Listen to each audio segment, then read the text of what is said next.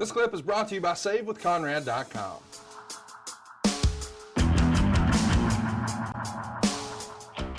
JT has an interesting question, and I'm sure you're going to have an interesting answer. He says, years from now, when people look back at the wrestling business, how will Vince McMahon be viewed?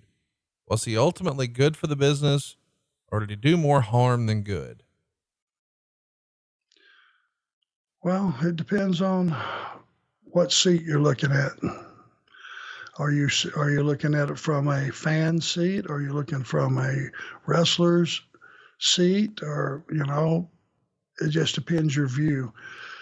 Did he revolutionize the business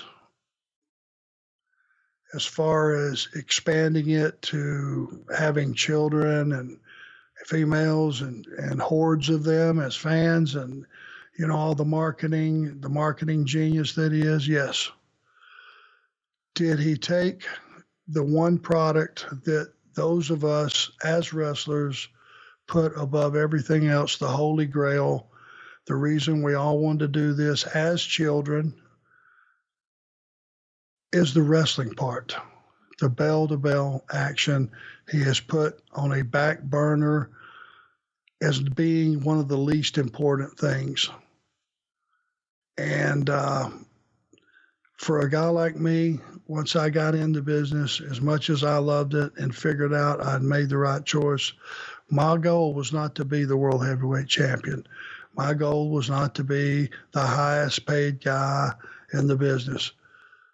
But what I did want to be is I wanted to be one of the best workers in the business, a guy that could go out there with anybody on any given night and at least keep you interested for the duration of that match and make it make sense and be a guy that every other guy on the other side of the fence wanted to work with, because I was safe, I was good at what I did, and we could go out and do what we intended to do, and that's have fun. And that's the part that's missing.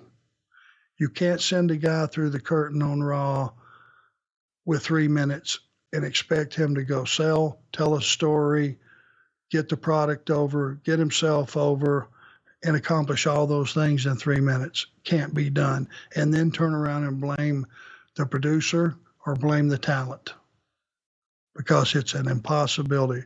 He just doesn't put any value. And he's just now, from what I'm hearing, I don't watch the product anymore, but isn't he allowing them to use the word wrestlers in wrestling? Yeah, I think that's been used a little more than maybe it was once upon a time. 5 years ago, you'd have got canned if you did that more than once.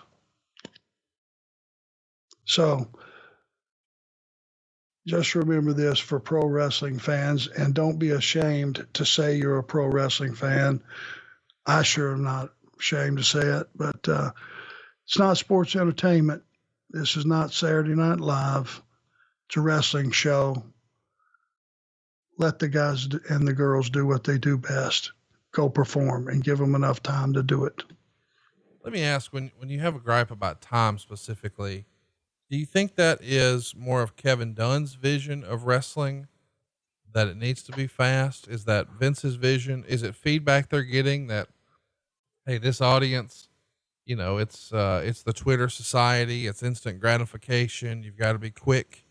If you're going to keep those quarter hours strong or whatever, you've got to have movement. We can't have every match be multiple segments, because occasionally we do see, a match on Raw or SmackDown that would span a couple of segments and maybe even get a couple of breaks, but that is more the exception than the rule. Do you think some of that is Kevin Dunn? I mean, ultimately it's all Vince's call. I get that, but who do you think is the major influence in these 3 and 5 minute matches? Whoever did their research, and I put that in parentheses, and took their polls and did all that behind the scenes stuff that they need 100 people working for the company to come up with.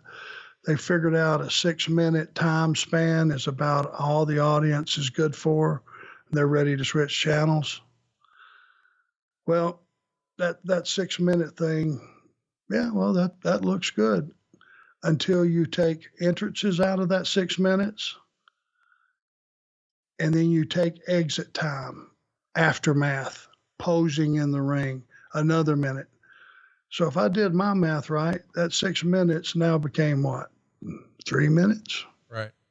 We're back to that time, that 3 minute deal. And the thing about it is when you give every match, because that's the brilliant thing that you came up through all your research, when you have every match go 6 minutes, then it starts to look pretty uniform. And it's a bunch of matches that don't have enough time except ding, ding, ding, hurry, hurry, hurry, run through a couple spots and get to your finish. There's no story there. And some of those guys you're talking about that get the 2-segment matches, Conrad, later on in the show, when those guys have already been seen twice during the show, and then you give them the 2 segments, it's probably too much exposure. Let's get to another question. I think this one comes to us from a referee. His profile photo has him wearing some stripes. It's Dennis Law. And he says, who was Arn's favorite referee to work with, both as a wrestler and an agent? What does Arn look for in a good referee? Well, Tommy Young was a good referee. And that was a time where Tommy did every match on the card back in those days on live events. Charles Robinson, very good referee. Nick Patrick, excellent referee. Mike Chioda was a good referee. Chad Patton, very good referee.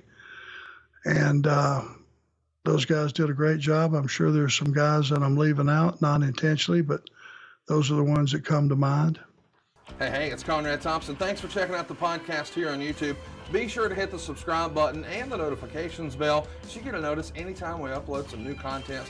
And go save yourself some money right now. If you're in a 30-year loan or you have credit card debt, it's not a matter of if I can save you money. It's a matter of how much. Find out right now for free at SaveWithConrad.com.